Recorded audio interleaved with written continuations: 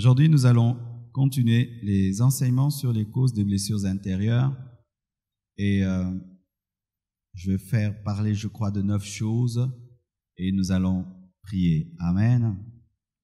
Dans vos cahiers, vous allez lire 1 Samuel 4, tout le chapitre d'1 Samuel 4 qui nous parle de la naissance d'Ichabod. Qu'est-ce qui s'est passé? Les Philistins avaient attaqué Israël et avaient vaincu Israël. Je crois avaient tué 7000 ou 8000 hommes. Et Israël est allé chercher l'arche de Dieu, disant que maintenant, avec l'arche, nous irons et nous vaincrons les Philistins. Et quand les Philistins ont entendu les clameurs, la louange, les cris de joie parmi Israël, ils ont dit, qu'est-ce qui s'est passé? Et on leur a dit que l'arche est là. Et ils ont même eu peur. Mais malgré qu'ils ont eu peur, ils se sont fortifiés et ont décidé malgré cela de tenir tête à Israël.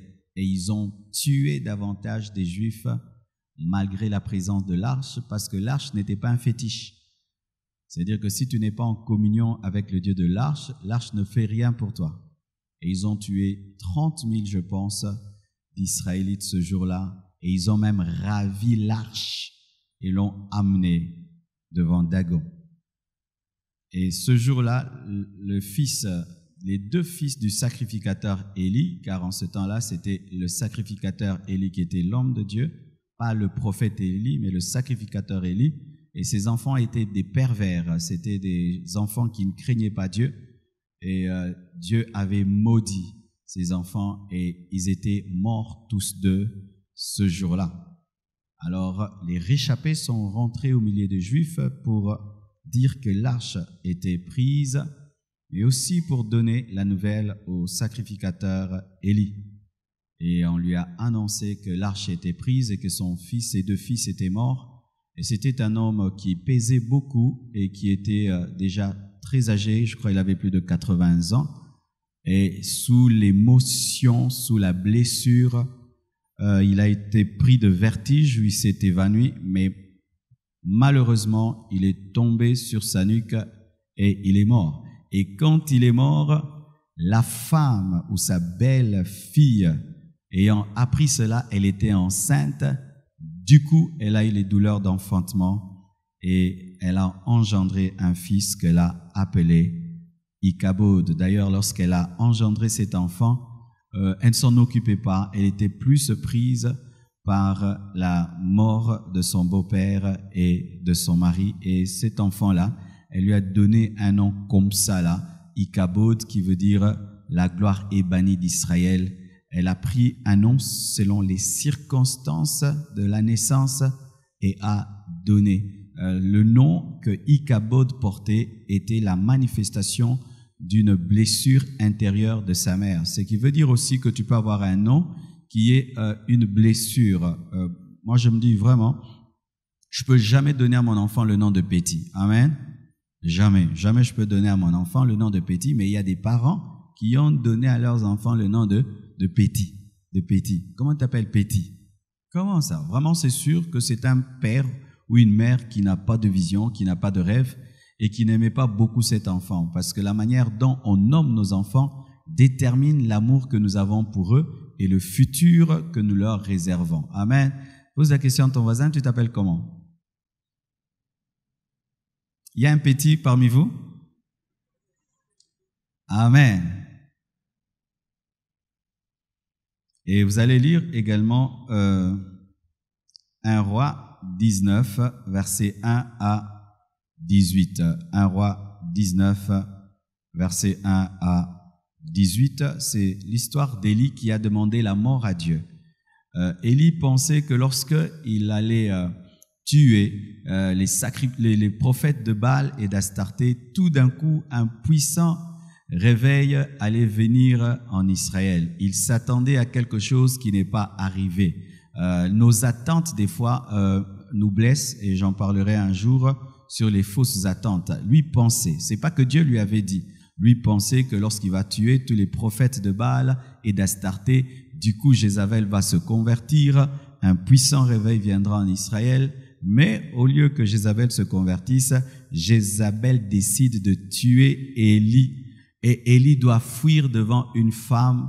Et Élie prit des blessures de déception. Il a demandé la mort. Il a dit qu'il n'était pas meilleur que ses pères. Il a même cru qu'il était le seul prophète, alors qu'il n'était pas le seul prophète.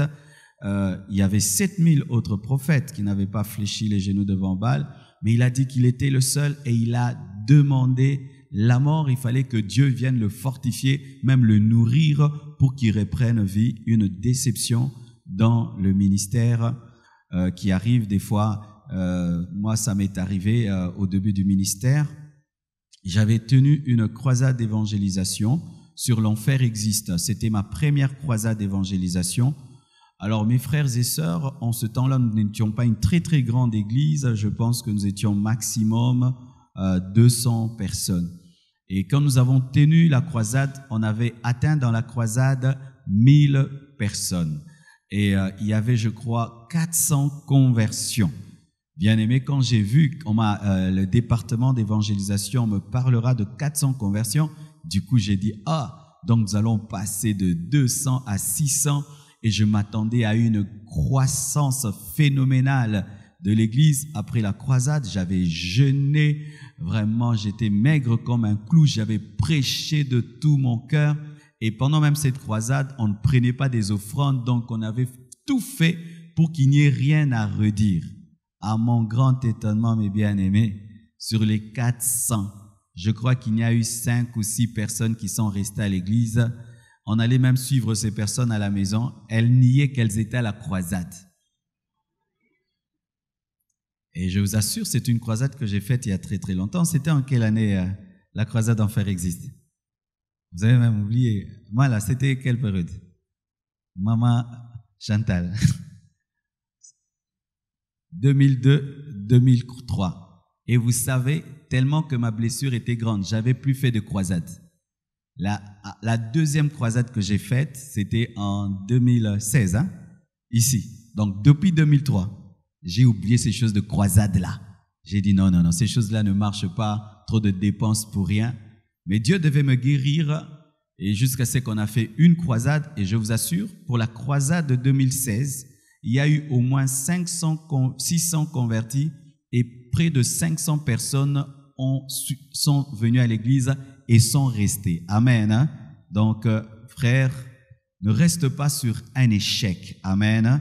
Ne reste pas sur un échec pour dire plus jamais. Il se peut que Dieu t'a seulement éprouvé. Amen. Il a seulement voulu te tester, voir si tu es persévérant et endurant. Et imaginez, j'ai perdu combien d'années?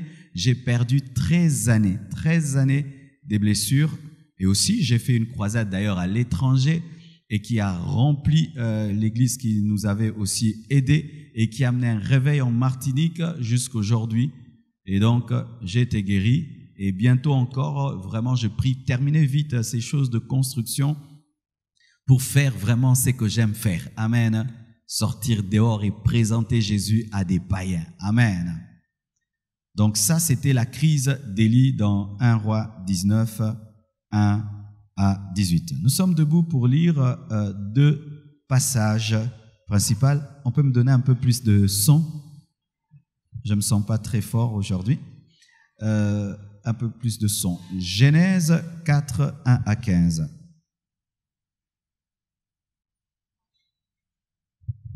Vous y êtes?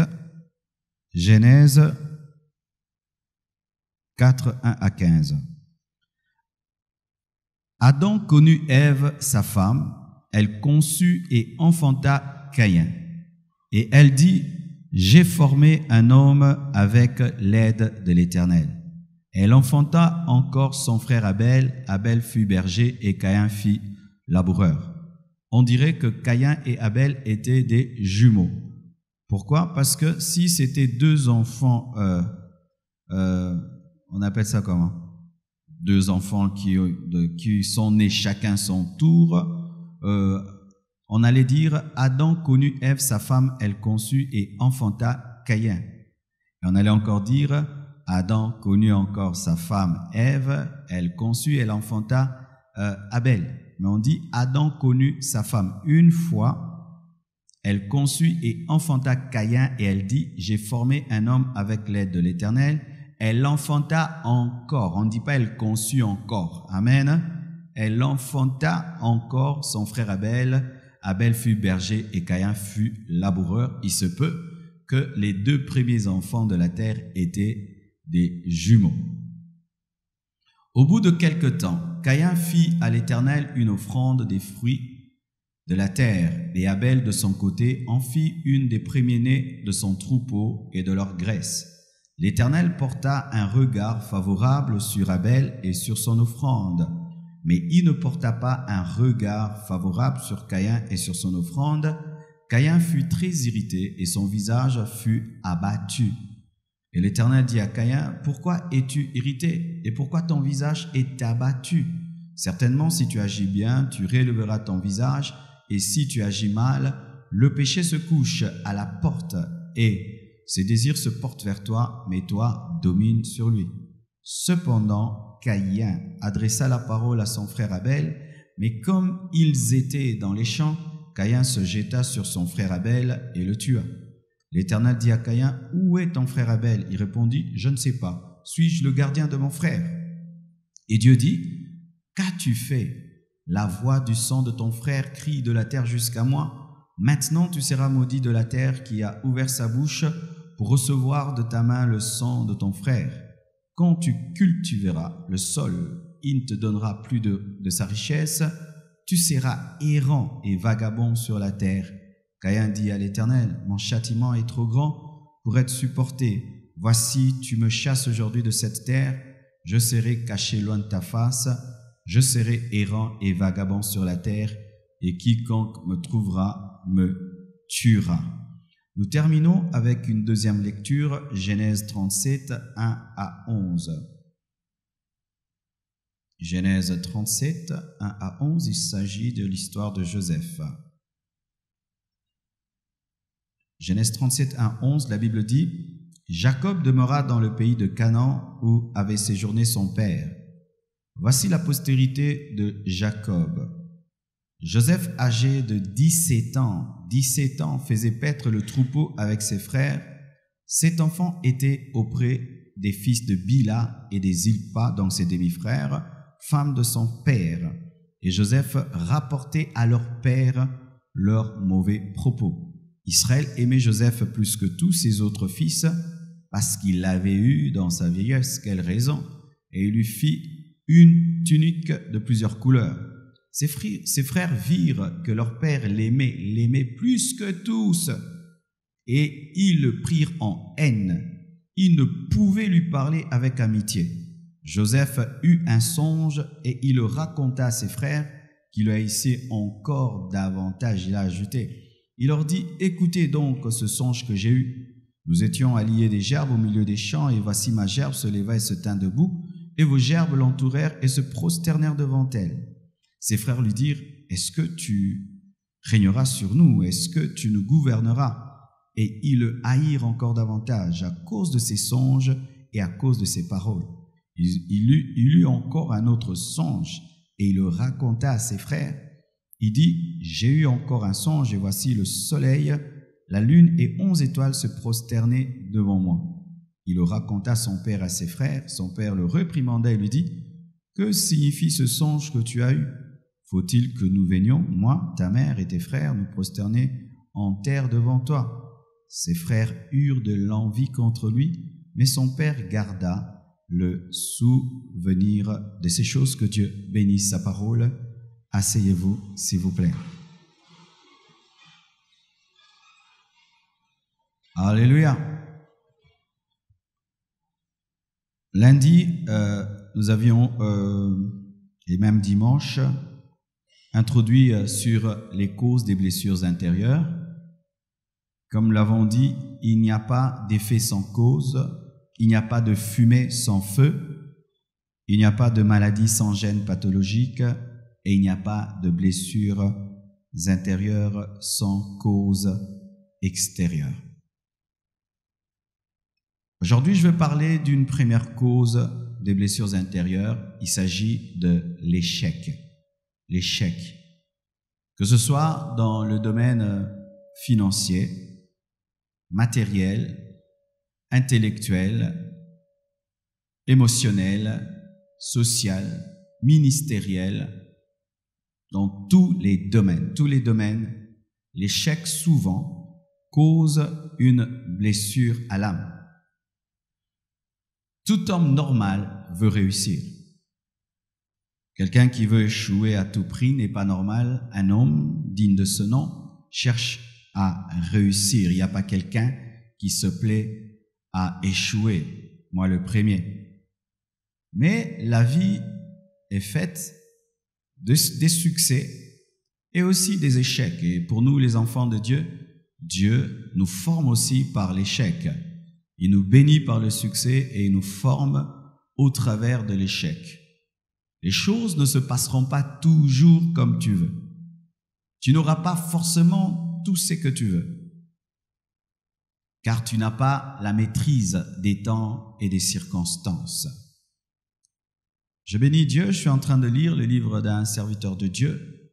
Il conseille même aux pasteurs de prier pour leurs fidèles afin qu'ils puissent être forts lorsque les choses ne se passent pas comme ils veulent, car il dit qu'il y a un temps pour tout. Étant donné qu'il y a un temps pour tout, des fois il y a un temps pour rire, un temps pour pleurer. Et chacun de nous un jour dans sa vie a eu à pleurer.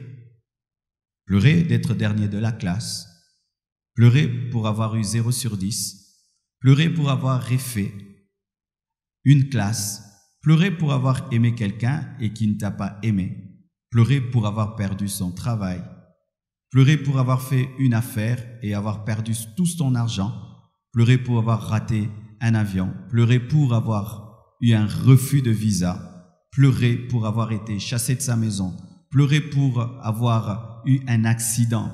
Je me souviens un jour, je suis venu avec ma voiture à l'église, un mur est tombé dessus. Je me souviens un jour, on a eu à me chasser la nuit d'une maison. Bien-aimés, ce sont des choses qui blessent. Et dans la parole de Dieu, nous voyons quelqu'un qui a connu cet échec. Il s'agit, bien-aimés frères et sœurs, de Caïn. Caïn offre une offrande à Dieu et il s'attend que Dieu va recevoir. Il s'attend que Dieu va recevoir. Et Dieu n'agrée pas son offrande. C'était le produit de son travail, car il était cultivateur. Et son frère de l'autre côté fait de même. Il prend le fruit de son travail parce qu'il était éleveur et il l'offre à Dieu et Dieu agrée. L'offrande de Caïn a échoué, mais l'offrande d'Abel a réussi. Les études de Caïn ont échoué, les études d'Abel ont réussi. Le ministère de Caïn a échoué, le ministère d'Abel a réussi. Le projet de Caïn a échoué, mais le projet d'Abel a été un succès. Comment vis-tu le succès des autres? Certaines personnes sont blessées par le succès des autres. Si Caïn était seul et qu'il avait offert une offrande à Dieu et que Dieu ne l'avait pas agréé, il serait blessé, mais pas trop. Sa blessure est devenue grande lorsqu'il n'a pas été agréé, mais qu'il a vu Abel, son frère, être agréé. Tu échoues à l'école, ton frère réussit. Ton mariage est un échec, le mariage de l'autre est un succès. Ton ministère est un échec, l'autre, l'église est en train de grandir. Tu pries, il n'y a pas de miracle, l'autre prie, la puissance de Dieu se manifeste. Tu prêches, les gens disent je suis édifié. Tu prêches, les gens disent c'est pas bien. L'autre prêche, les gens disent c'était bien. L'autre vend, il a des clients, toi tu vends, tu tournes en rond. Et tu deviens une personne haineuse. Tu deviens un homme en colère, une femme en colère. La Bible nous dit Caïn était en colère, de sorte qu'il a décidé de tuer son propre frère. Au Japon, bien-aimés frères et sœurs, les étudiants se suicident seulement parce qu'ils ont eu des mauvaises notes. Vous imaginez? Des mauvaises notes au Japon. Ils ont une culture de fierté, d'orgueil, tellement conscients de leur personnalité qu'ils ne peuvent pas échouer. Et pire, reprendre une classe, un Japonais peut se tuer. l'orgueil, la rivalité, la compétition amènent des blessures intérieures. La plupart des personnes blessées vivent dans la compétition, vivent dans la rivalité. Tu peux t'habiller à la maison et tu aimes ton vêtement, mais quand seulement tu sors et tu trouves quelqu'un mieux habillé que toi, du coup, tu as de la haine contre tes vêtements et tu deviens mal à l'aise alors qu'au départ, tu as aimé la comparaison, la rivalité et l'orgueil. Moi, dans ma vie, jamais. Moi, dans ma vie, telle chose ne peut jamais m'arriver. Moi, dans ma vie, jamais. Comme si tu étais Dieu. Nous avons vu l'arrestation d'un grand président africain, bien aimé dans une chambre. Il était en contre-sueur, en cinglé, comme nous le disons ici au Congo, humilié publiquement. Il ne pouvait jamais s'imaginer qu'un jour, lui, pouvait connaître cela. Bien aimé, les jamais, c'est bien de le dire quand Dieu t'a dit. Mais si les jamais proviennent de ton orgueil, le jour que ton jamais sera brisé, tu pleureras. C'est quand tu vois un premier de la classe, seulement parce qu'il a dit « moi, jamais, je peux être troisième de la classe ». Et un jour, tu es troisième de la classe. Certains arrêtent les études. Pourquoi? J'étais troisième de la classe. Moi, jamais un homme ne peut me refuser, comme certaines sœurs le disent. Moi, jamais un homme ne peut refuser.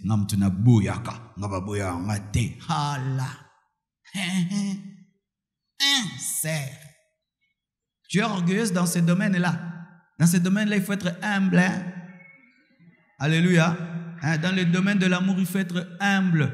Parce que tu ne sais pas quel genre d'homme un jour tu aimeras. Peut-être il ne sera même pas aussi bien que tous les hommes auxquels tu as dit non. Et tu vas beaucoup aimer celui-là que tout le monde trouve vilain. Mais toi, tu as mouraché de lui. Et lui, devant tout le monde, Dieu. Arrêtez les jamais. Amen. Hein? Moi, jamais je ne peux habiter un tel quartier.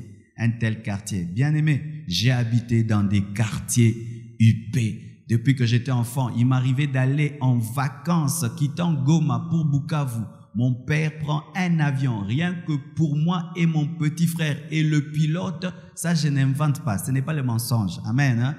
Et je vais en avion, parce qu'il travaillait chez l'homme le plus riche de Goma en ce temps-là. Il avait des avions. Et j'allais et je revenais. Mais il fut un temps, j'allais à l'école à pied, quittant Lemba, jusqu'à Limeta, l'école Massamba à pied. Et comme j'étais dans l'orgueil de jamais, tu sais ce que je faisais? Tu viens à pied. Quand tu arrives à côté de l'école, tu vas vers les arrêts de taxi. Pour qu'on pense que tu es venu en taxi, tu enlèves la transpiration. Vous vous imaginez? Ou tu as honte de sortir d'un taxi-bus, comme je vois certains qui ont honte ici, de venir à l'église en moto. Vous êtes des orgueilleux, vous n'allez pas bien. Tu ne vas pas bien. C'est pas normal. Je vais t'expliquer comment tu es malade. Je ne sais pas combien ça coûte. Ça coûte combien la moto? Combien? 500. Vous savez, moi, j'ai jamais pris. Hein? Mais qui sait? Il faut jamais dire jamais. Tu vas à l'aéroport, tout est bloqué. Tu prends le Wewa, tu vas à l'aéroport. Amen. Il y a un pasteur très connu qui fait ça. Alors, tu as payé 500 francs pour qu'on te prenne, mettons, de Salongo jusque devant l'église. Et comme tu es orgueilleux, tu dis, dépose-moi au coin. Mais tu as marché à pied, il fallait payer 300. Parce que les 200 francs là sont partis. Alléluia. Et pourquoi? Si j'arrive là, en moto, on pensera, on dira. On pensera quoi? On dira quoi? Mais parce que tu n'as pas laissé de voiture dehors. Donc, c'est sûr que soit c'est à pied, soit en moto, soit en taxi. Parce que tu n'as pas laissé. Si tu n'as pas laissé une voiture dehors, tu ne vas pas t'envoler. Donc, tu rentreras soit à pied, soit en moto, soit quelqu'un va te transporter dans sa voiture, soit en taxi, soit en DC7 ou en un esprit de vie. Vrai ou faux? Et pourquoi tu as honte? Venez, vous descendez, tu es venu quoi? En moto. En moto. Et puis demain, tu es venu quoi? Je suis venu en ketch. Et puis demain, je suis venu en jeep. Je suis venu en limousine. J'avais une voiture abîmée, je l'ai garée devant l'église. Pasteur ma voiture, un temps, il y avait même des cafards dedans. Je venais avec. C'est ma voiture. C'est mon moyen de transport que Dieu m'a donné. Amen. Hein? Je venais à l'église en taxi. Je viens en taxi. Des fois, même au début, vous êtes à deux devant, comme en ce temps-là. C'est moi, c'est bien moi. C'est moi. Je ne suis pas mort. Mais quand tu dis jamais, alors frère, ton orgueil, lorsqu'il sera brisé, tu seras étonné. Jamais je ne mangerai de telles choses. Frère, jamais je ne boirai le lait là, qui est dans des trucs. Jamais je ne mangerai ce pain-là de la route. Jamais.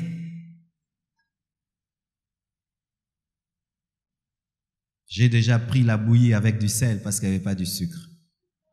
Oui, comme tu me vois là.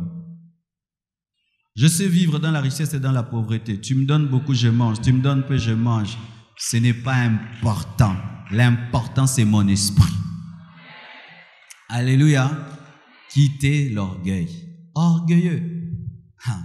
Ton brisement sera grand. Même dans le ministère, jamais moi je peux prêcher à 20 personnes, 30 personnes. Moi je prêche des foules. Ndeko. Et un jour tu prêches bien, les gens ne viennent pas. Tu fais des miracles, ils ne viennent pas. Tu deviens le pasteur des 20 fidèles. Ne dites jamais, jamais si Dieu n'a pas dit jamais. Soyez humble, acceptant la souveraineté de Dieu. Amen. Hein? La souveraineté de Dieu. Il m'est arrivé de prier pour des malades. Paralytiques ont marché. Dans mon bureau, j'ai au moins 8 béquilles des paralytiques qui ont marché. Et j'aimerais vous dire, moi-même, ça m'étonne quand il marche, parce que des fois, tu veux lui poser, frère, mais en Afrique du Sud, dernièrement, je suis allé, j'ai vu quelqu'un avec des béquilles, je lui ai ravi ses béquilles, il n'a pas marché. Il n'a pas marché devant tout le monde, en public.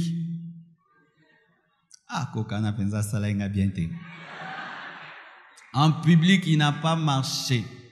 Il attendait ses béquilles et il pleurait, j'ai mal.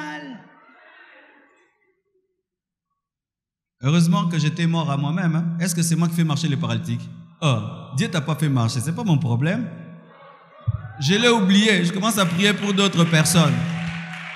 J'ai prié pour d'autres personnes, tu es guéri, je suis guéri, je suis guéri, je suis guéri. Mais si tu es orgueilleux, oh Dieu, pourquoi tu m'as abandonné? Dieu a dit que tu allais toujours réussir.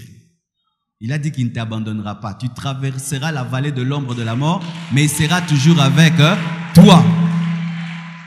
Et quand même j'ai appris que ces grands prédicateurs évangélistes qui font des grands miracles ne se concentrent que sur ceux qui marchent. Il peut prier pour 500 aveugles. Il n'y a que 10, il ne présente que les 10. Les autres, vous rentrez par la petite porte.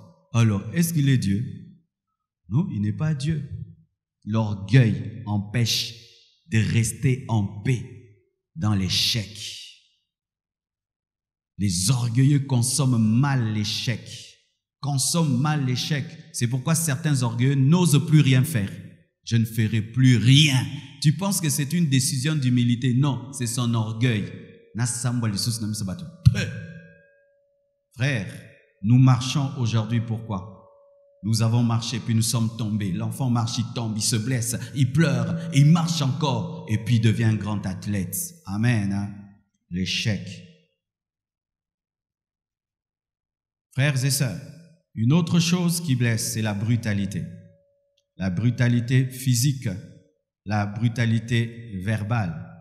Et nous avons donné l'exemple de Tamar qui a été violée par son frère. Mais ce n'est pas seulement le viol qui blesse l'âme, même taper quelqu'un et surtout taper un enfant.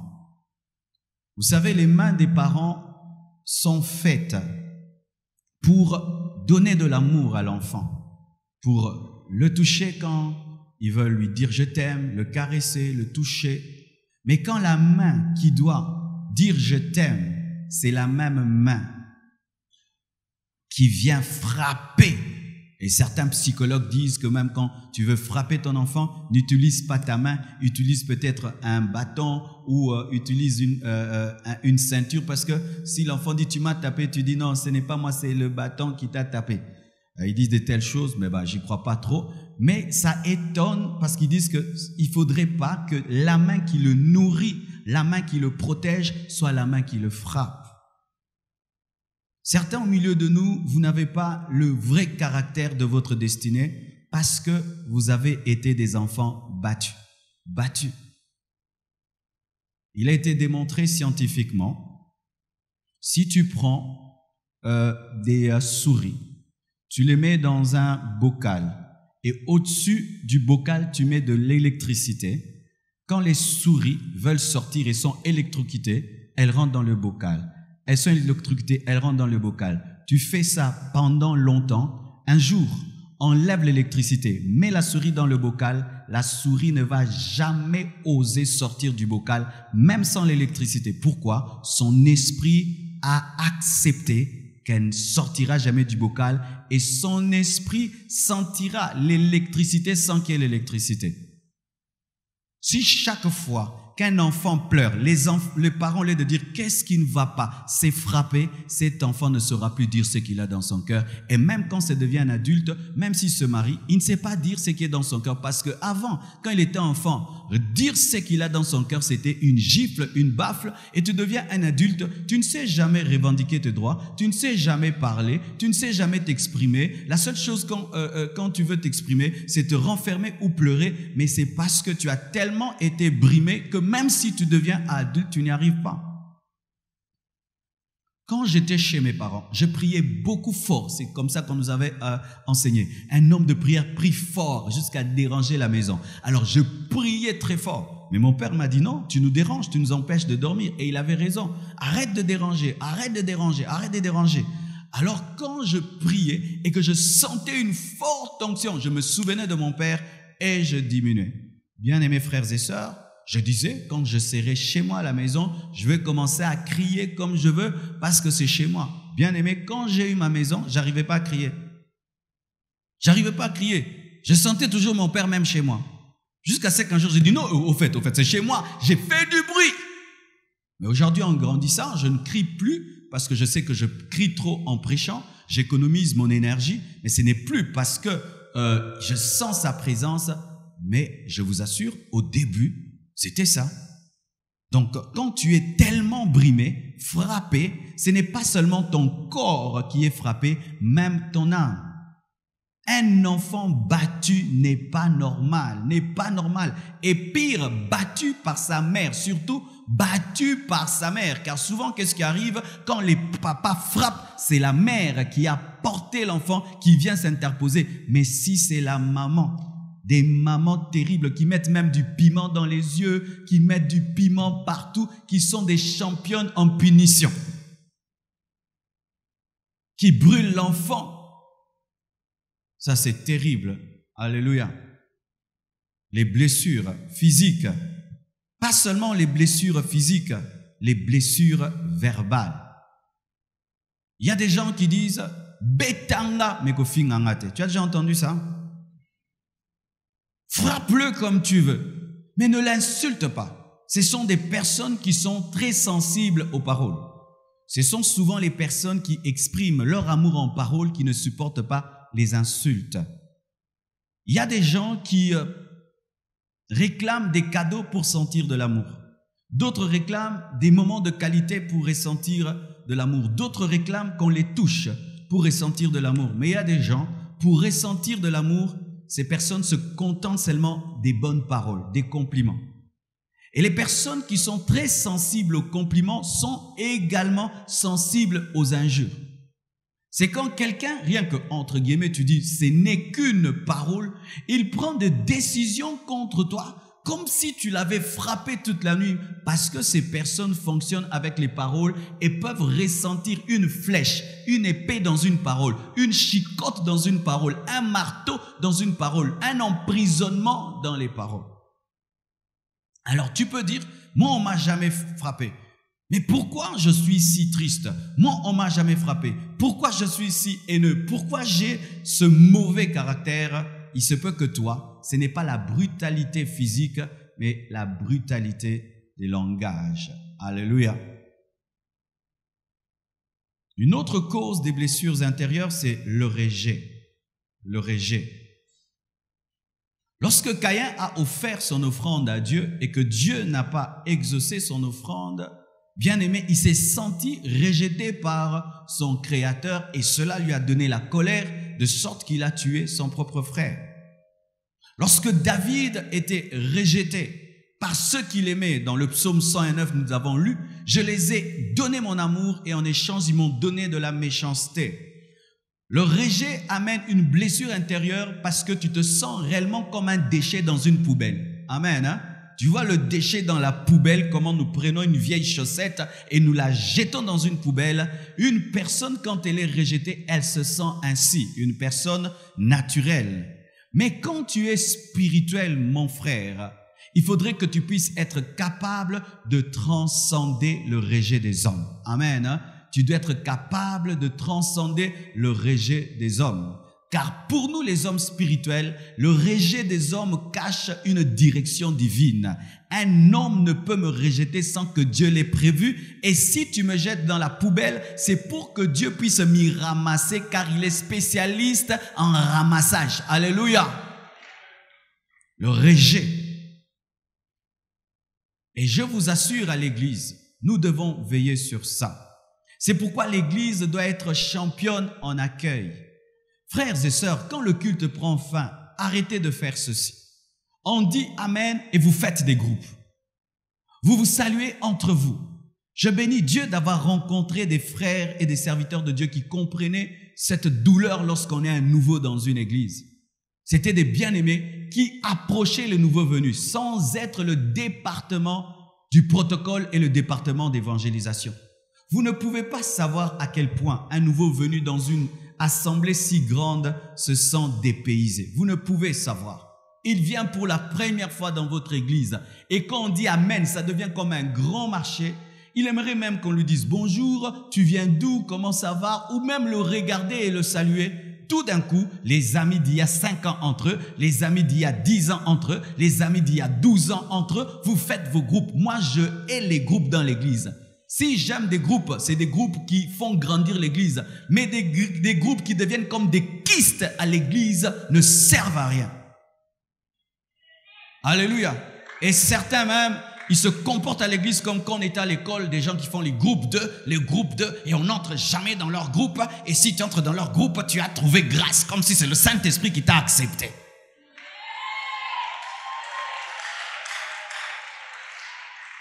Ça, vous ramenez les choses de l'université à l'église. Vous ramenez les choses du quartier à l'église. À l'église, il n'y a pas des clubs. Amen. Hein? Nous sommes une même famille. Nous sommes frères et sœurs. Quand le culte prend fin, vous devez plus regarder ces nouveaux-là qui se tiennent debout. Ils ne connaissent personne le saluer. Moi, c'est le frère. Moi, c'est ce que je faisais. Moi, c'est le frère Marcelo. Je suis content de te voir. Moi, c'est le frère Marcelo. Et qu'est-ce qui se passe? Lorsque le nouveau reviendra à l'église, il va chercher le frère Marcelo. Et quand je suis devenu président de la jeunesse, je faisais des foules, je faisais des plaintes. Pourquoi? Parce que j'étais relationnel. Mais c'est pourquoi toi, si on te donne le poste, personne ne vient. Pourquoi? Avant. Alléluia. Tu ne salues personne. Et vous êtes toujours entre vous, en train de vous raconter les mêmes choses. Et qu'est-ce qui se passe dans les groupes? Lorsqu'il n'y a pas de nouvelles personnes dans un groupe, vous stagnez comme la mer morte et vous avez des microbes au milieu de vous. C'est maintenant la médisance, des rivalités et des choses qui ne édifient pas. Faites entrer quelqu'un, il va vous dire,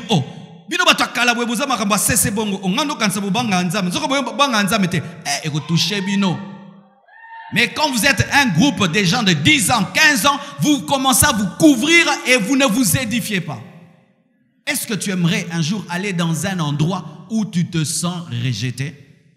On ne te salue pas. C'est pourquoi, chers protocolaires, vous avez un grand travail.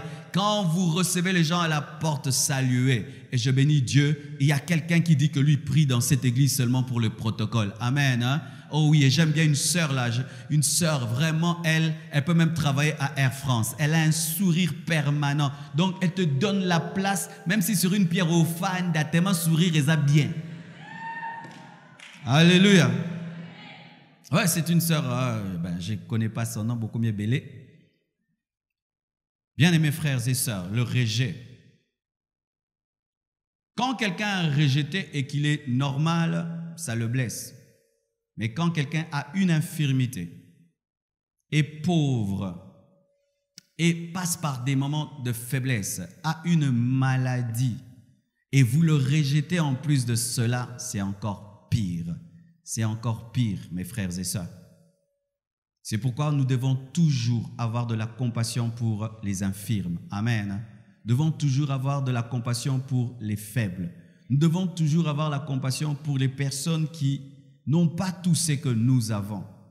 Et si tu es là, mon frère, ma sœur, à cause du rejet des hommes, tu te sens comme une loque, sache que c'est faux. Tu es une créature de Dieu. Amen. Tu es une créature de Dieu. Et j'aime un homme, c'est un grand savant. C'est parmi les plus grands scientifiques du monde. Bien aimé, il est tétraplégique. Il est sur une chaise roulante. Mais bien aimé, il est l'homme le plus intelligent du monde. L'homme le plus intelligent du monde. Chacun de nous un jour a été rejeté. Des fois, quand tu n'es pas compris, on te rejette.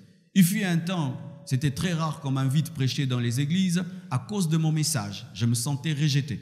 Tu vas même prêcher quelque part, tu sens que les gens prêchent contre toi et tu commences à croire que peut-être ils me haïssent. Mais quand j'ai compris que c'était ma destinée, c'était mon rôle, je suis le piment dans l'assiette. J'ai continué à vivre et il y a des gens qui aiment le piment, qui invitent le piment, qui consomment le piment dans les séminaires et dans les conventions. Alléluia.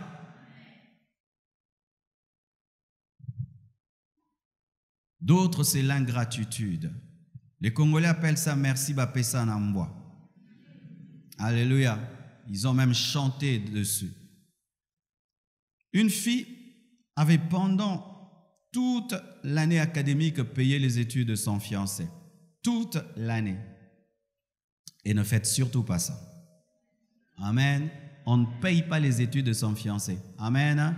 Parce que c'est une dette morale. Peut-être qu'il ne t'aime pas, il risque de t'aimer seulement pour les frais académiques et il ne te donne pas tout son amour parce qu'il a une dette morale. Lorsqu'on est fiancé, il faut éviter de se donner des trop grands cadeaux. Amen. Hein?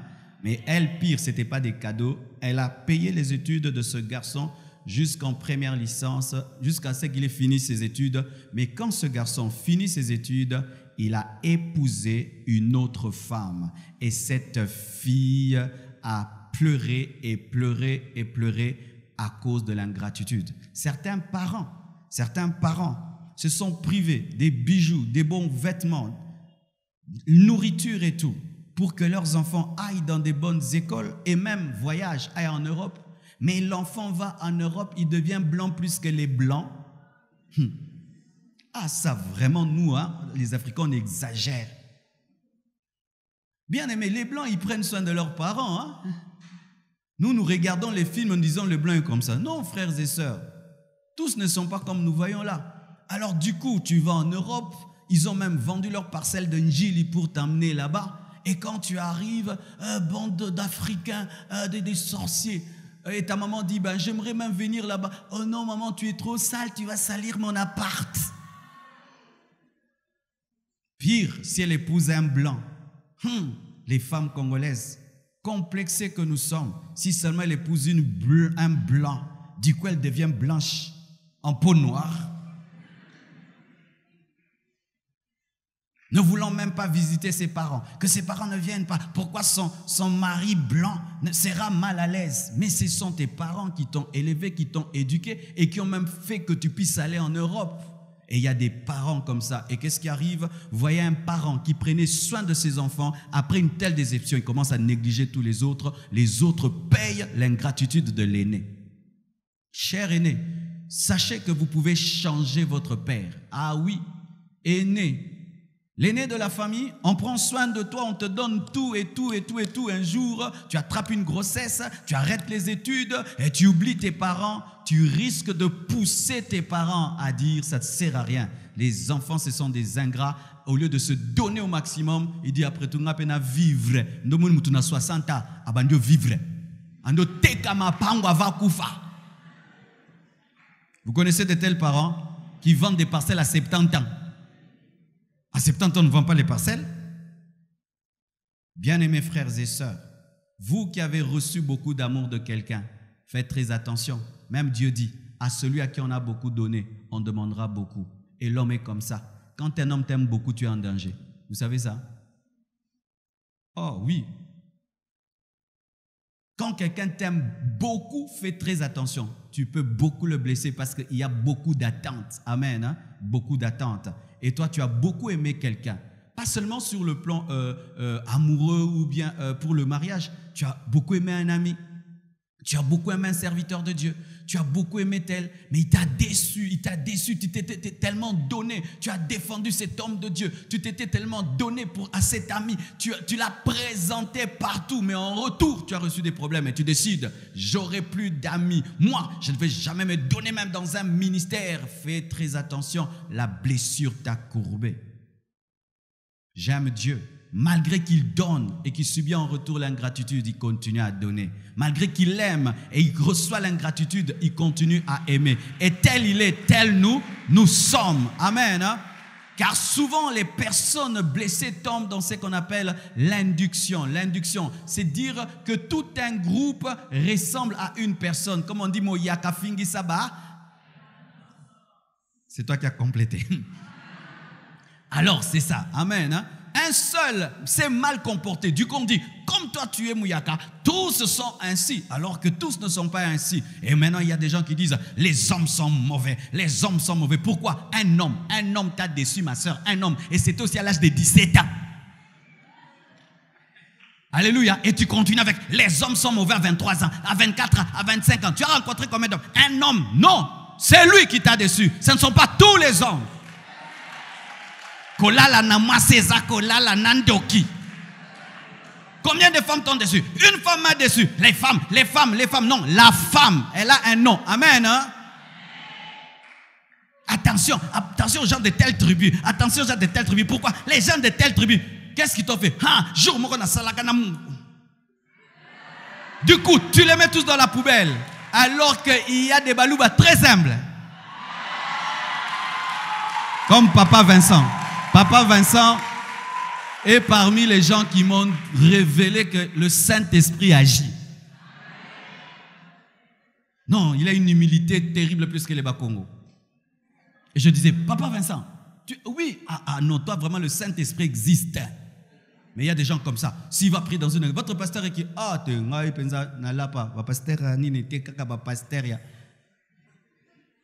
Tu es de quelle tribu, ma sœur?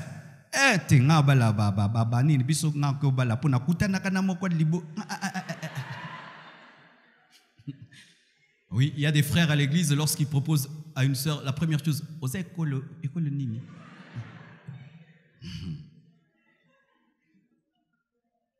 alléluia. L'ingratitude.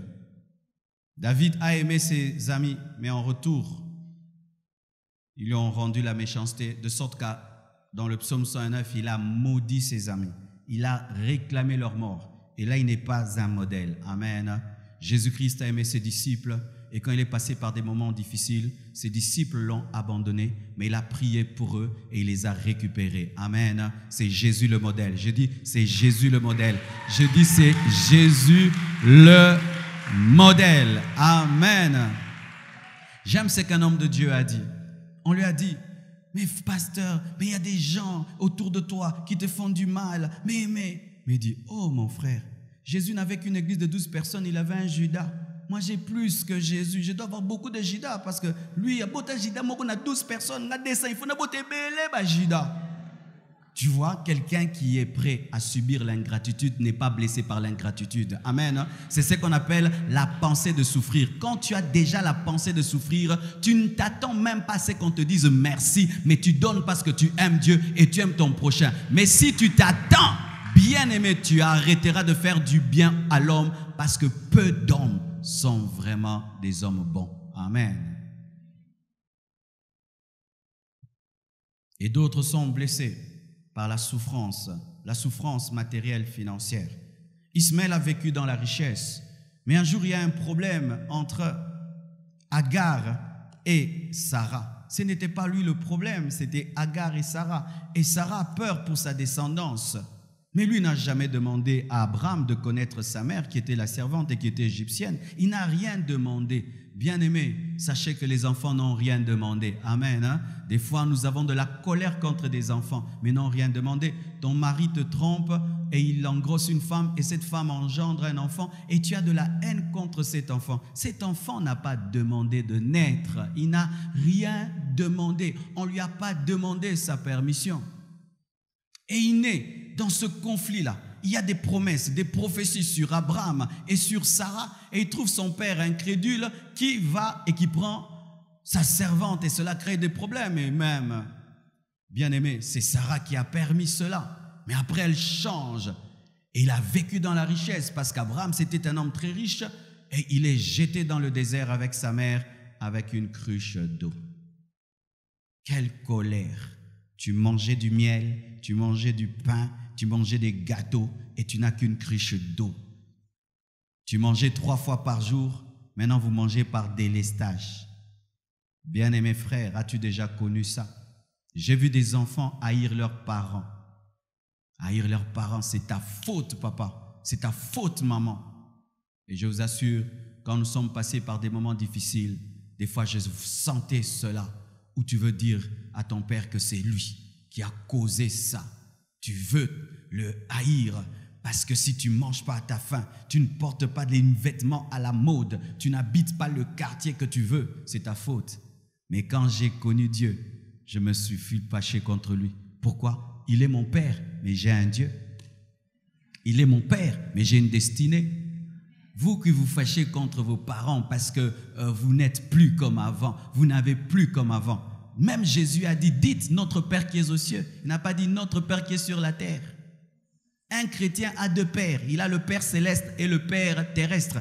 Et quand le Père terrestre est pauvre et qui n'a plus rien, oh mon Père céleste est là. Et qu'est-ce que j'ai commencé à faire? J'ai commencé à avoir la foi en Dieu. Et j'ai appris à demander à mon Père céleste des choses. Frères et sœurs, vous voyez la foi que j'ai aujourd'hui où je peux croire qu'on peut acheter une parcelle d'1 million, on peut construire 2 niveaux, 3 niveaux, 4 niveaux, qu'ici, j'ai appris cette foi dans la maison de mon père où il a tout perdu. Il a perdu le travail, mais tu vas à l'église, tu dois bien t'habiller, tu prêches, mais des fois tu veux, mais il ne peut pas, il n'a pas. J'ai appris ceci, à demander à Dieu. Comment j'ai appris, mes frères? Dieu m'avait enseigné que lorsque tu demandes les choses en général, tu ne sauras pas que c'est Dieu qui t'a donné. Dieu m'a appris à lui demander précisément. Et je commençais à demander, Seigneur, je demande une cravate verte. Verte. Au nom de Jésus. Dans la chambre. Mon onction pour la cravate. Et après, soit un frère te donne une cravate, soit tu as un peu d'argent et puis tu achètes. Tu dis, des chaussures. Je veux une boîte brune et une chaussure noire. Chaussure noire, boîte brune, au nom de Jésus, au nom de Jésus, au nom de Jésus. Et puis j'achète. Et puis maintenant, je regarde ma garde-robe. Je dis, au nom de Jésus, j'appelle les pantalons, j'appelle les vestes, au nom de Jésus. Je vous dis la vérité. Et puis il y a un pantalon, 2 pantalons, 3 pantalons. Et puis quand il fallait acheter les chaises de l'église, j'appelle les chaises au nom de Jésus. Les chaises sont venues. Les instruments de l'église, j'appelle les instruments au nom de Jésus, c'est venu. Je pouvais tenir des fois des actions de la jeunesse. Je fais une banderole, mais je n'ai pas l'argent. J'appelle les gens. Je n'ai même pas l'argent pour la sonorisation, pour les musiciens. Mais j'ai dit, samedi, et tout le monde dit, samedi, ce sera grave. Samedi, ce sera grave. Mais moi-même, oh Jésus. Des fois, je revenais de l'université, et tu vois une maman de l'église vient. Au fait, est-ce que vous avez déjà la sonorisation? Ah, Dieu va pourvoir, mais Dieu m'a convaincu, vous donne, vous sautez pour $40. C'est avec cette foi que je suis devenu ce que je suis.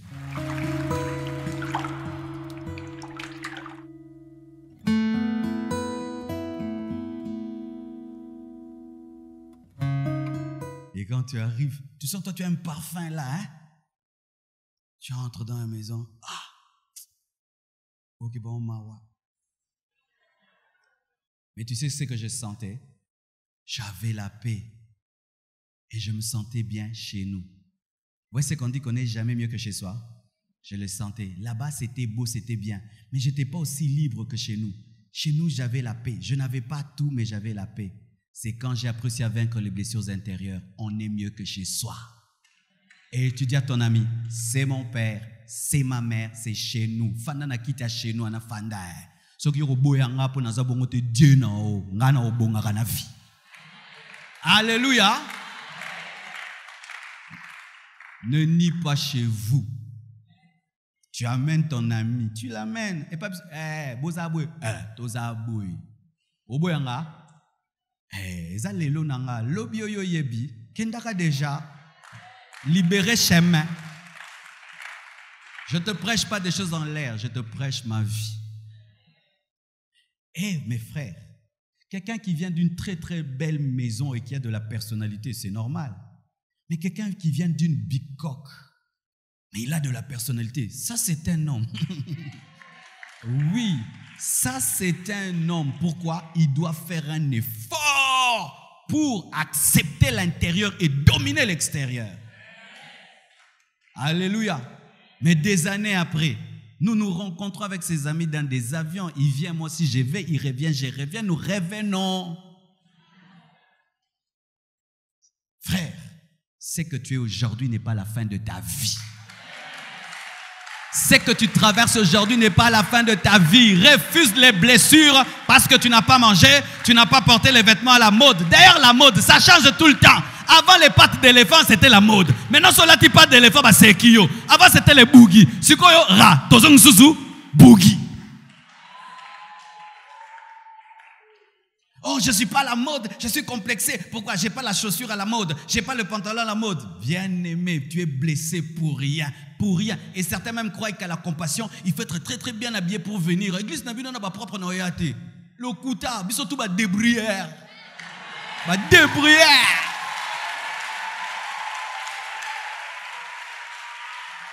Les débrouillards là, ils te font peur. Alors quand tu n'as pas un nouvel habit, tu ne vas pas à l'église. Des choses qui arrivent. Hein? Ah non.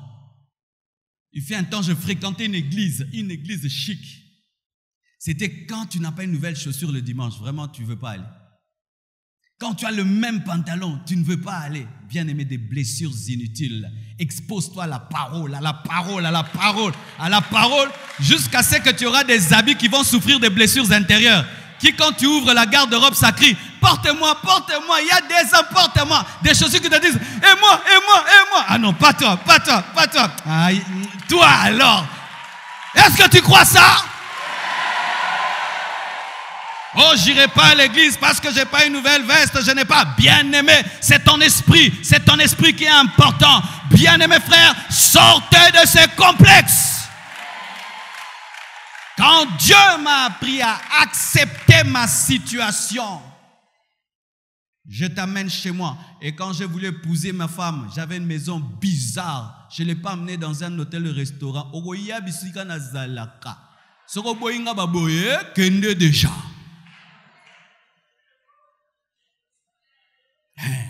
Elle habitait limitée.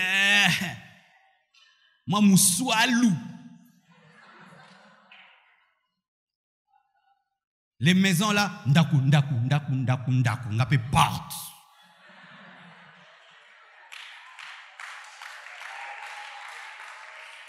Alléluia.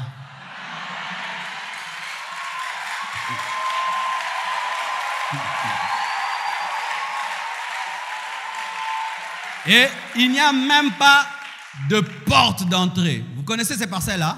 Il n'y a pas de porte. Donc c'est la cour et puis dehors. Moi, j'habitais là. Une seule porte de sortie. Il n'y a pas de porte, rien qu'une porte. Quand il pleut dans ma maison.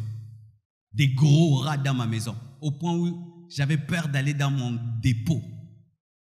Une seule chambre, un salon, une salle de bain. Non, ce n'était pas une salle de bain, c'était une douche, comme de la prison.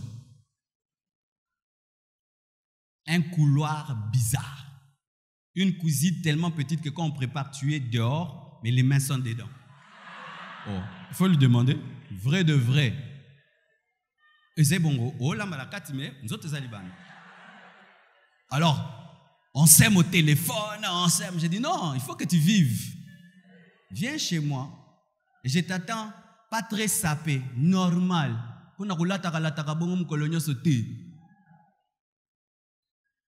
Et ça, stratégie non plus soi. Donne-moi la main, je vais te parler. Lorsque tu veux épouser une femme, toi tout le temps tu es en jean, en polo. Pourquoi tu vas porter une veste, une cravate? Parce que toi tu n'aimes pas les vestes et les cravates. Sois toi. Parce que c'est le toi là qu'elle aura. De peur qu'elle puisse aimer quelqu'un d'autre. Que toi tu ne seras pas tout le temps. Moi je m'habille en veste ici, à l'église. Mais moi j'aime pas ça. Ça c'est pour le travail. Mais à la maison, je suis comme je suis. Kutanga lipapa na jean, na polo. Na zalaka bongo, na palin zalaka bongo. Donc, boye.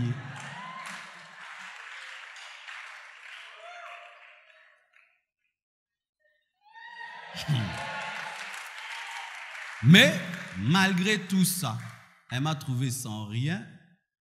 Elle m'a accepté. Quand je lui donnais de l'argent pour elle, elle m'achète un réchaud. Je donne l'argent pour elle, elle m'achète un frigo. Je lui donne l'argent pour elle, parce que moi, c'était les bancs, les instruments de l'église. Elle m'a accepté comme ça. Aujourd'hui, je peux lui acheter tout ce qu'elle veut. Parce qu'elle m'a accepté comme ça. Mais d'autres sont venus me voir dans de tels endroits. Déco. Ah, tu habites ici? Oui. Vraiment. Et nous, on avait un test. Quand on veut épouser une fille, on doit te faire préparer la nourriture. Quand tu arrives jusqu'à l'ambela bisokara, tout ça quoi lambaka elo. Et quand c'est pour que ça qui toque bien lambate, bon on a lia qui toque no. Et pour que tu aies une énergie, faut n'alia. Ma frère Amikolo, tu es jolie, aïbo lambate. Jolie quoi. Elle s'est préparée grave, hein.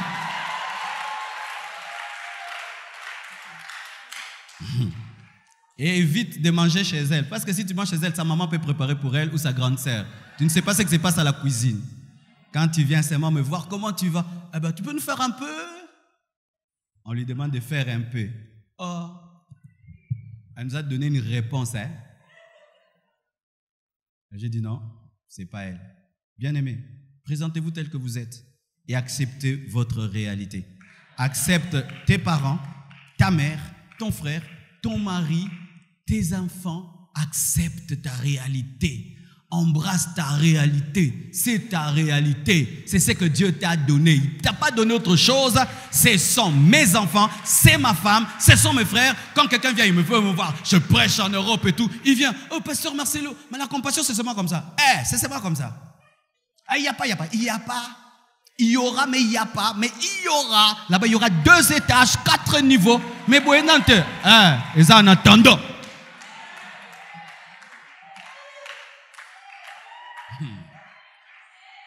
Frère, pour vaincre dans la vie et éviter les blessures, tu dois avoir un cœur dur. Tu dois avoir une forte personnalité. Si tu es faible, la vie te tuera. Bilela lela, pour lela. Au semer qu'on est là, pour récolter. J'aimerais terminer. Il y a d'autres qui sont blessés par le mépris. Et le mépris, c'est quelque chose de tellement subtil,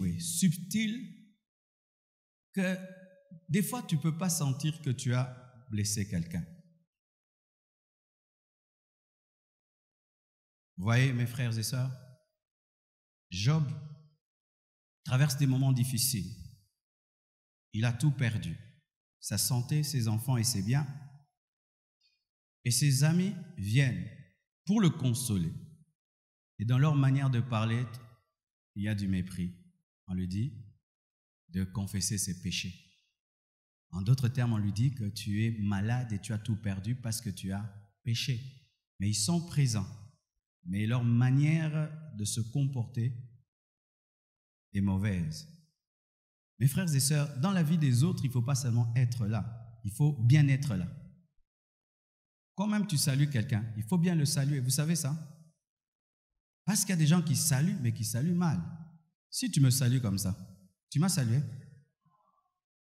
Si tu me salues, Boué, comme le roi du Maroc, après Sambote Boué, Yaroumeka, quand ça l'a baigné. Moi, la première fois, j'étais étonné.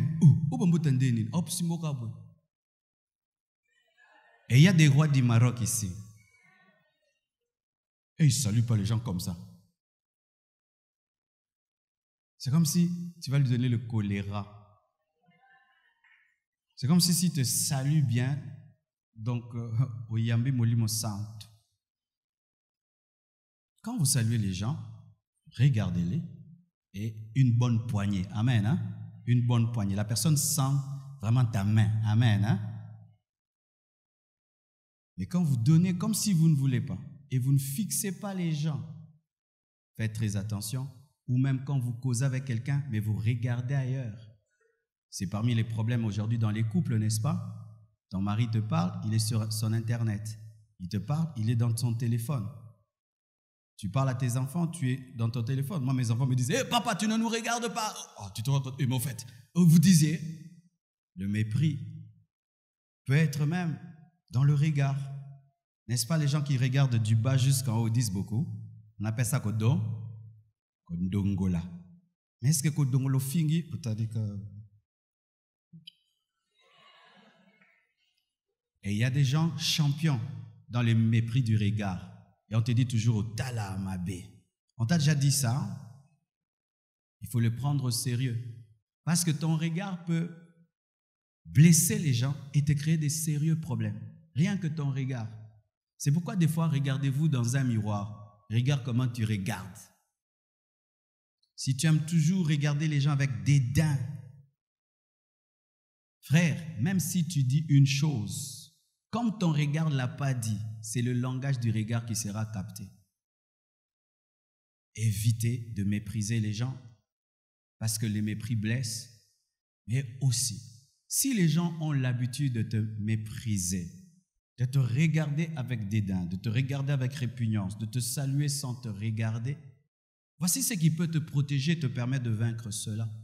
Être tellement chargé d'amour de soi que on peut s'en emboter, on a vraiment n'habité ce qui se on tape s'en emboter ce sangani ne la pensa na yebite qui na zo pesa pesa emboter ah ndeko yo Yesu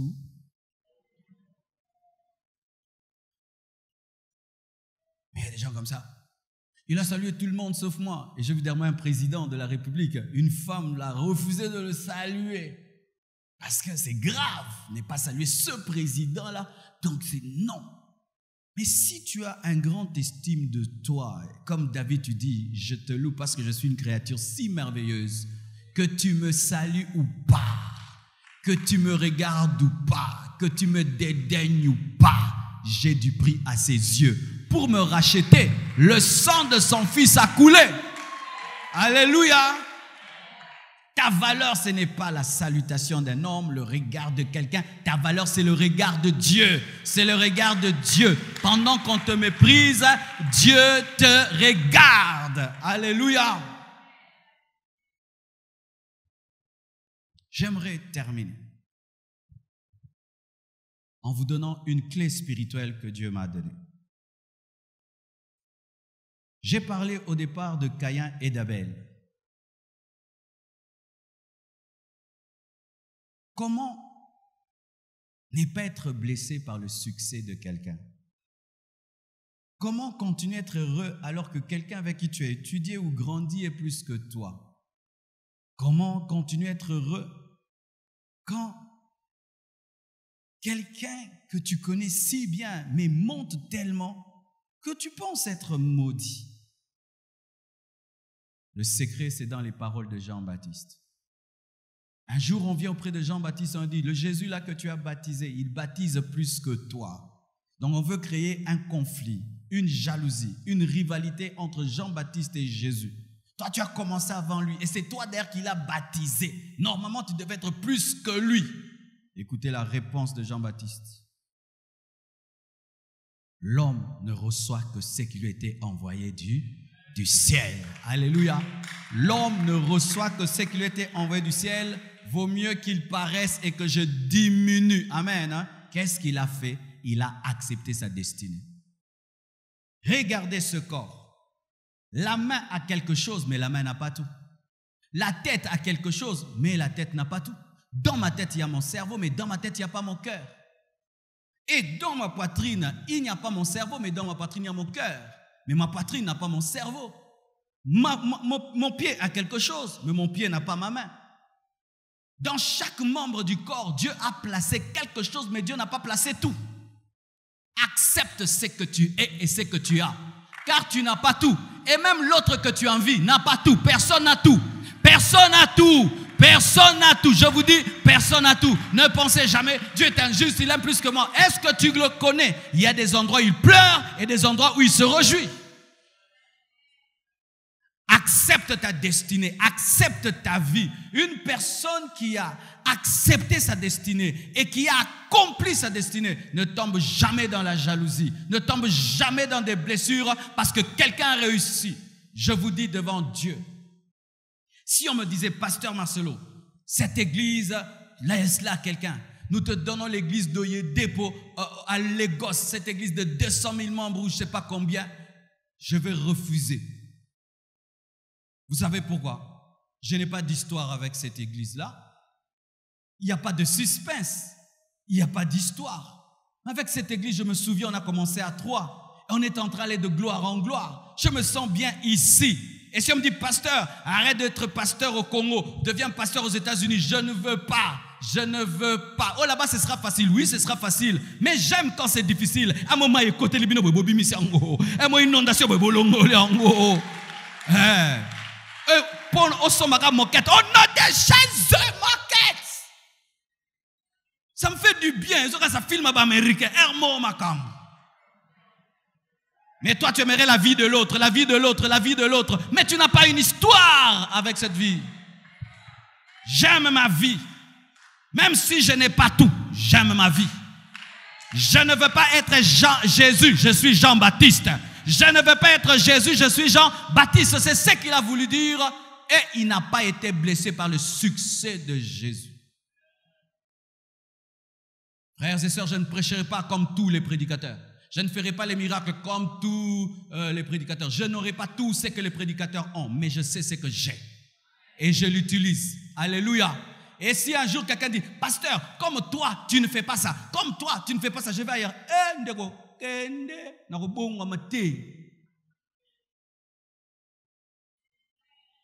Imagine que tu es un chirurgien du cœur. Et un jour, on t'amène le cas du cerveau. Et la personne dit, oh pasteur, comme tu n'arrives pas, médecin, tu n'arrives pas à soigner le cœur, je vais chez le chirurgien du cerveau. Et ok,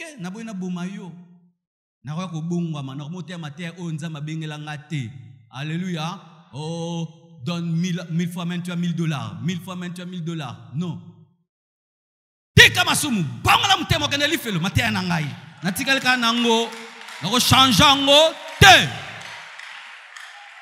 Et si on me dit non, lui là, il fait tout le temps ceci, tout le temps cela, il prophétise, il donne les numéros de ceci, de cela. Lui, c'est lui. Moi, c'est moi. Accepte-toi. Tu ne seras jaloux de personne. Et il y a de la place pour tout le monde. Il y a de la place pour tout le monde. Et écoutez maintenant Jésus. Ah, ça j'aime. Ça s'appelle le ping-pong d'honneur. Dites ping-pong d'honneur. Ping-pong d'acceptation. Ping-pong de reconnaissance. Jean-Baptiste, on vient lui dire, celui que tu as baptisé, baptise plus que toi. Et Jean-Baptiste dit, vaut mieux que lui monte et moi que je descende. Mais quand on veut auprès de Jésus-Christ, il dit de tous ceux qui sont nés de femmes, il n'y a pas plus grand que Jean-Baptiste. Ping-pong, ping-pong de reconnaissance, ping-pong de gratitude. Nandimio, ondiminga, nandimio, nandiminga. Mais yo po nanini bale tika la repana, yo, betaka banza de reconnaissance. Donne-moi la main que je parle. Oui, toi, on te reconnaît, mais toi, tu ne reconnais personne. Même reconnaissance. Même Jésus a reconnu que Jean-Baptiste était grand. De tous ceux qui sont sur la terre, il n'y a pas plus intègre que Job, Dieu. Quand tu vois quelqu'un commencer à reconnaître les grâces des autres, il est guéri. Mais quand tu vois quelqu'un qui reconnaît jamais, qui ne reconnaît jamais, il a un problème. Tout le monde a tout quitté. Non, mais il y a un bâtiment. Vrai ou faux? Attends, naboyi. Ndé dans un mongon, né? Il y a un bâtiment. Mongon n'a rien changé. Mais si on a dit, il y a un bavanga. Nabimi, pasteur, on a bien, on a profité.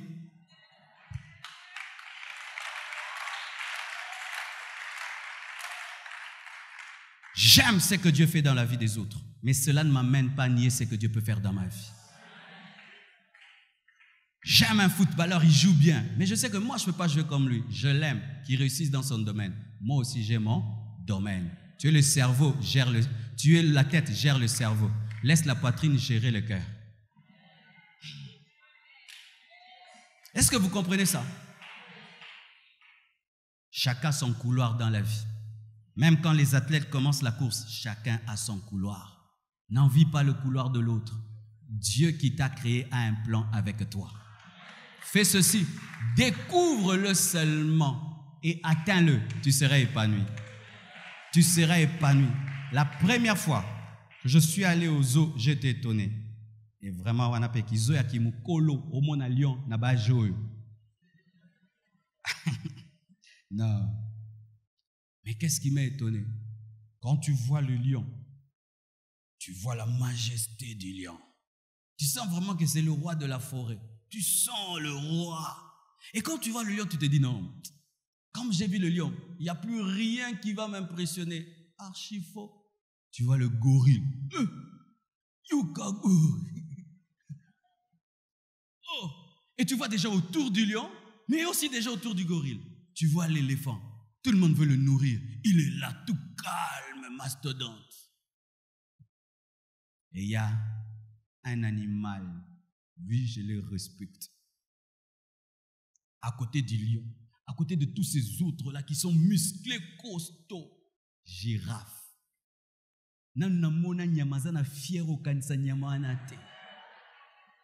Je vous dis, dans Ayawe,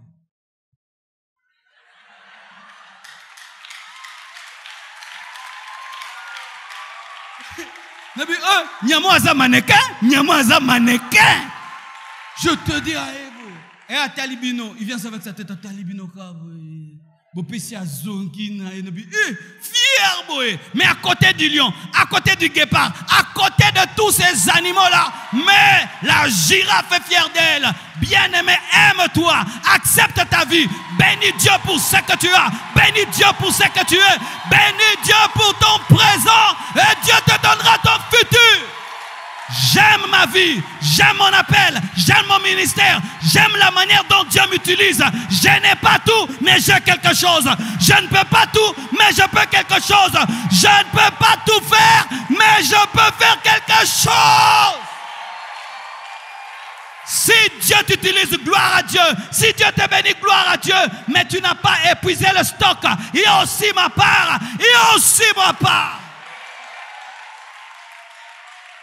Quelle que soit la grandeur et la gloire d'une étoile, l'autre étoile brille aussi à côté. Tu brilles, moi aussi je brillerai. Tu brilles, moi aussi je vais briller. Tu es étoile, je suis étoile.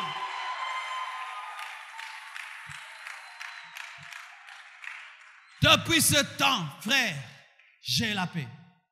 Il nous arrivait, tu es invité à prêcher quelque part. On te dit, lui, il a l'église de 10 000 membres. Lui, il est ceci. Et toi, tu vas prêcher, tu te dis, Seigneur, comment? Depuis Ndeko. Même Jean 3,16, na te on a marqué na ngamoko. Yo kalinya ngona tokisi yango. Oh, donne-moi la main. Oh, je te donne des clés du succès, des clés du succès. Comme lui a fait, moi je ne ferai pas. Non, il y a tokisaki ngana ko kalinga ngo. Mamsuba ngara maka ko tokisa mzuzu yako kalinga.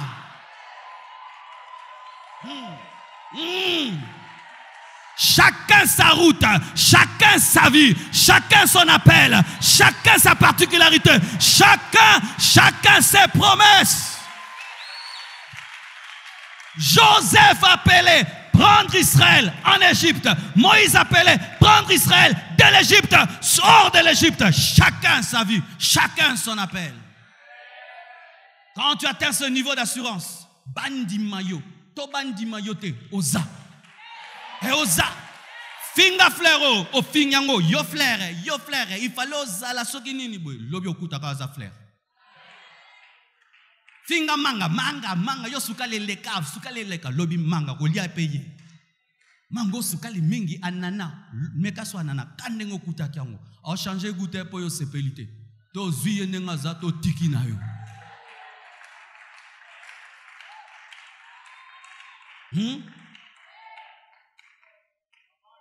Parce que des fois, nous sommes trop fragiles. Un païen même m'a donné un conseil sur ces gens qui insultent sur Internet. Vous savez, quand tu as un ministère sur Internet, c'est grave. Hein? Tu peux te rêver dans la joie. Tu vas sur Internet, on t'insulte que tu es magicien, que tu es faux pasteur, tu es ceci. Ça te fait perdre ta joie. Alors un jour, je suis allé sur Internet voir qu'est-ce que les gens disent de telles personnes qui vont sur Internet seulement pour faire du mal aux autres. Écoutez le païen qui dit, il ne faut jamais te concentrer sur les gens qui ne t'aiment pas, concentre-toi sur les gens qui t'aiment. Et il donne l'exemple d'un musicien païen. Quand il a fait sortir un clip, les j'aime pas, il y en avait, je crois, j'ai oublié, peut-être 30 000 j'aime pas. Tu t'imagines, 30 000 j'aime pas sur une vidéo, c'est trop. Mais il n'a pas arrêté de chanter parce qu'il n'y avait pas que des j'aime pas, il y avait aussi des j'aime. Il a continué à chanter pour ceux qui aiment, mais il est païen. Combien de païens on les insulte tous les jours? Mais ils ne se suicident pas. Le abimisi nzembo mususu. O ayemba kamabe, abimisi danso esi marite, mususu ameki kaka. Mais toi tu es un enfant de Dieu. Natiki nangai, esimbite, bazoti melangati. Yeka baba, obando lela na langue. Yaka baba. Arrêtez ça, arrêtez. Arrêtez ça. Ainsi dans ma vie, je suis prêt à deux choses. Des gens qui vont m'aimer et d'autres qui ne vont pas m'aimer. Et si tu ne m'aimes pas, ça ne m'étonne pas. C'est normal. Tu es un homme, tu es libre. Tu es libre de m'aimer et libre de ne pas m'aimer. Oh, ta prédication ne m'a pas touché. C'est normal. La prédication de quelqu'un d'autre te touchera. Mais moi, je regarde celui qui est touché. Je continue pour lui. Et c'était parmi les secrets que notre pasteur nous avait donné quand on prêchait. Il disait, quand tu prêches, regarde les gens qui suivent bien. Prêche pour elles. Et celles qui n'aiment pas subiront ce que tu prêches aux gens qui aiment. Sinon, les hommes vont te détruire. Et les hommes, ils sont changeants. Dites changeants. Un jour, il va aimer, un jour, il n'aime pas. Un jour, il n'aime pas. Et puis, tu laisses te dire, bon, tika ipo anini. Nando comprendre, mais tu n'as pas comprendre, monsieur tika ki. Va te baza bongo. Ayo tika il soit loco. Vous allez comprendre, ngote. Et puis lobby, abi zalara bien. Yo tika pona moto. Tu te tues pour quelqu'un qui est changeant. Et surtout les Congolais, dites Congolais. Congolais ça dit mais loba mais on kanisa ngote. Kende yo obandole là. Aussi on sérieux. Sinando le bakagate papa. Yo peso sur comment sérieux, surtout le Congolais qui ne puisse pas t'influencer. Une femme, un jour son mari meurt, elle pleure. Enterrez-moi avec lui, enterrez-moi avec lui, enterrez-moi avec lui, enterrez-moi avec lui. Et il y avait quelqu'un qui était sérieux, il pensait que c'était sérieux, il dit, oh ok, et prenons un moment enterré. Et puis non, c'est une façon de pleurer. Alors il y a des gens qui pleurent comme ça en décourageant les autres. Toi tu prends au sérieux, tu viens de chanter comme ça. Sylvain, Lélo pensa, vois crapaud moko salé libiso. Yo zongi pensa, sambe na comme pour ça crapaud. Azena kanda de pindago, amonika ga ekite la yo.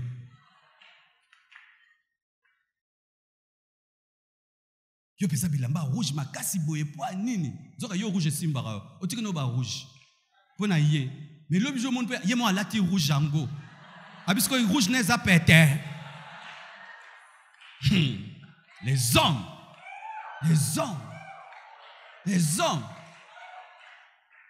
tu prêches la sainteté, tu prêches la condamnation, tu prêches la grâce, tu pousses les gens au péché. Tu commences à faire des miracles, lui aussi a touché. Tu arrêtes le miracle, il est seulement enseignant. Tu prêches comme ça, il devient pape, il n'est plus profond. Tu prêches en profondeur, à comme aussi là. Osane. Sois toi. Il y aura ceux qui vont aimer, d'autres qui ne vont pas aimer. Que Dieu vous bénisse abondamment.